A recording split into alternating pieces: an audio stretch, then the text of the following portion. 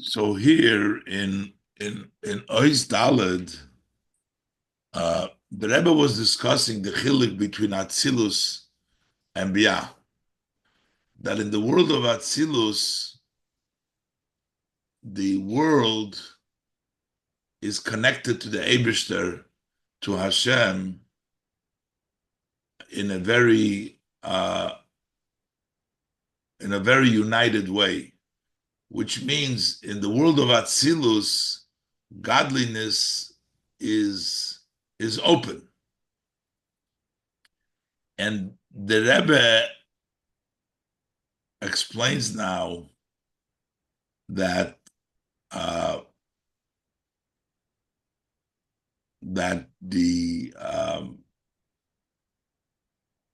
there's a different ways that we refer to the level of Atzilus. We call it the level of Oiris, versus the Kabbalah calls it the level of Shefa. Let's look inside. Now, Hine Chiluk Hanal Shebein Atzilus Libya. The above difference that we said between Atzilus and Bri Yitzir Asiya. Sha'atzilus hu elikus. Atzilus is godliness. Ubiyah heim nifrodim. And Bri Yitzir Asiya are separate. Atzilus, the whole world of Atzilus, is godly because it's connected to godliness. But Bri Yitzir Asiya Biyah is nifrodim. Hugam mitzad shoyresh hisavuso. This difference is also from the root, the way they were created. Atzilus is created from the level of Oir, we'll see, and Biyah is created from the level of Koyach. It's either the light of Hashem, the Oir Hashem, or it's the Koyach of Hashem. Rabbi brings down the Hishavus HaAtzilus Himebchinas Oir. Atzilus creation is from Oir, and that's why it's Elokus. The Hishavus Biyah Himebchinas Koyach comes from the level of Hashem's power. Light of Hashem or the power of Hashem. The power of Hashem creates a nifra. The Oir of Hashem is connected. The Rebbe brings now down the difference why in Kabbalah we call it Oir and not Shefa. The Chokrim, the Sifrei HaMechkar, the philosophers, the Jewish philosophers, the Torah philosophers, when they spoke about the Amshocha Milamayla, they didn't call it Oir. They called it Shefa, a flow that comes from above. But Chassidus, Kabbalah, calls it Oir. Why did the Kabbalah, the philosophers, call it a flow? They didn't call it. When you say the word flow, you're not defining what the flow is. Flow means something comes from above to below. It's a shefa, it's a flow.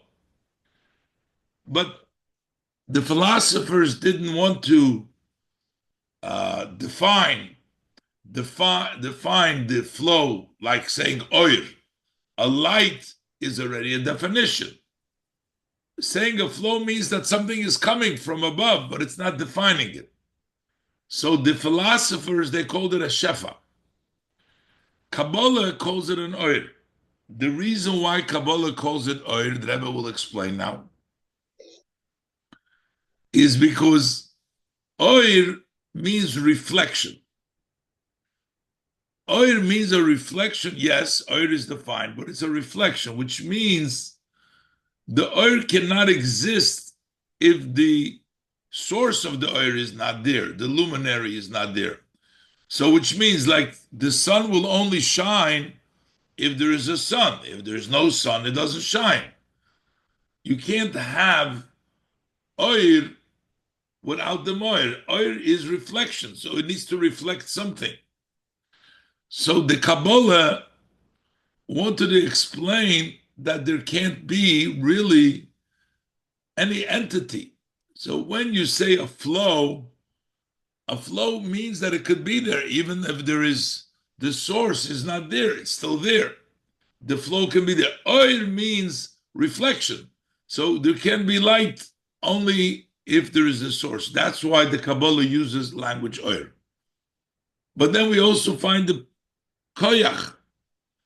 And we'll see, as the Rebbe explained, koyach has somewhat of also shefa, because the power can, like you can throw a stone and it can fly even after it left. It's not like the oil that reflects has to be all the time. It can be without it also. And that's in order to make a yesh. Let's look inside. It said a lot of inyonim, but the Rebbe explains this over here inside. The idea is, the hine yodua, it's known, shebesifrei hamechkar, in the seforim, in the books that deal with chakira, nikro hamshochas elakus b'shem shefa. They call the drawing down of godliness, they call it a flow. The Lashon Shefa, the Lashon of a flow, Neufel, that can apply, Hein al Dover Gashmi, whether it's a physical matter, Kimoy Shifas Mayim, a flow of water. So water flows, that's a physical thing, flows from one place to the other place. V'gam al Dover Ruchni. We can also say a flow of a spiritual matter, Kimoy, like we use the language, Hashpa Seichel, a flow of intelligence. So that's also a flow. So the word flow represents something coming from one place to the other place. But they call the gods Hamshochas a flow. Ubesifrei HaKabbalah Nemar Loshen Oir. But in the Kabbalah Svarim, it uses the language of a light, not flow. What's the reason? The time shelach choikrim shekinu lamshochas elakus beloshen shefahu. What's the reason of those philosophers that they described godly, that it comes down? They use the language of shefa. Hu mipnei shashem shefa eina mitayres hadover hanishpa. Because when you say a flow, you're not describing what is flowing. You just say something is coming from here. It's a flow coming from one place to the other one. That's why they describe the extending godliness by saying the word shafa, flow, in order not to describe in Hashem blessed any form that is limited. They didn't want to say anything. They just said a flow without having to describe what the flow is. The Kabbalah, however, and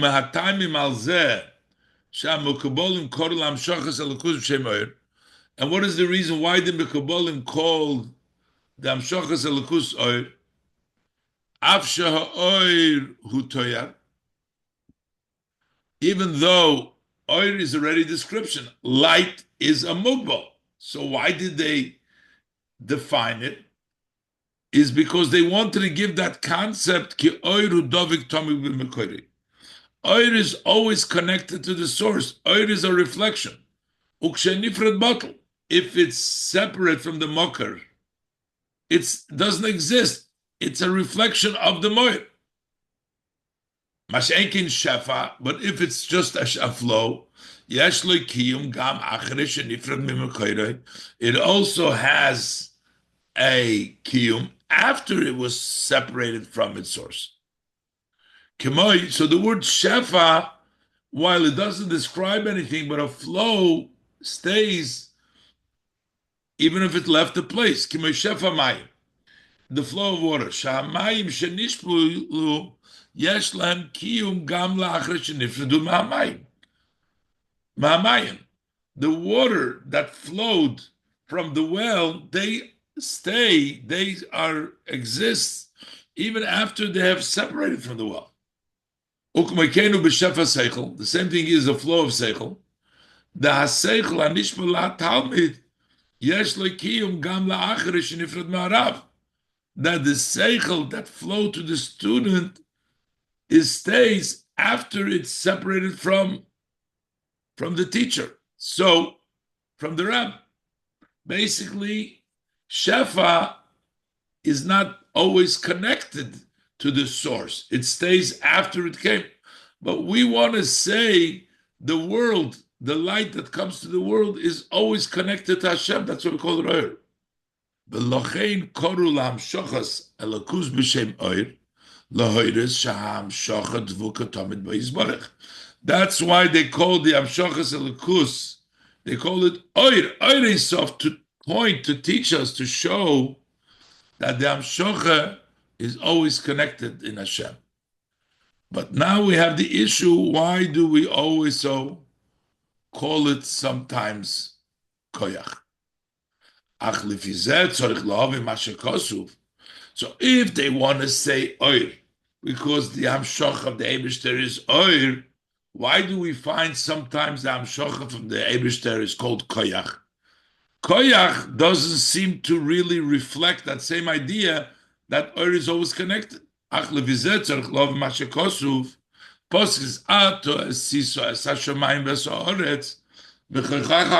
made it with your great power. Here we use, you made the shamayim v'oretz, not be'oircha, with your light. It says be'koichacha hagodol. But a koyach can be sustained sometime gam k'shenifred mimikoirei, even if it has been separated from the source. So it doesn't really fully represent the idea that it's connected. It doesn't have to always connect it. Take, for example, the power of throwing. That power that extended to the stone and carries him, that is separate from the koyach hayad. It's separate. That force separated from the power of the hand. So, since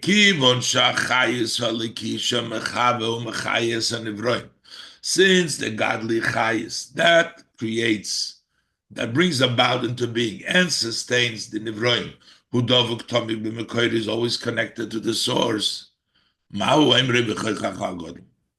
So why does he say b'koyach hagodol? The Rebbe will explain that in order for the nivroim to feel themselves as a mitzias, it has to be in the level of koyach hagodol, which means that they, in their sense, they don't feel that they are constantly connected. So therefore, because of them, it also has the level of koyach, as the Rebbe will explain. Basically, the word of Atzilus, the root of Atzilus is oir.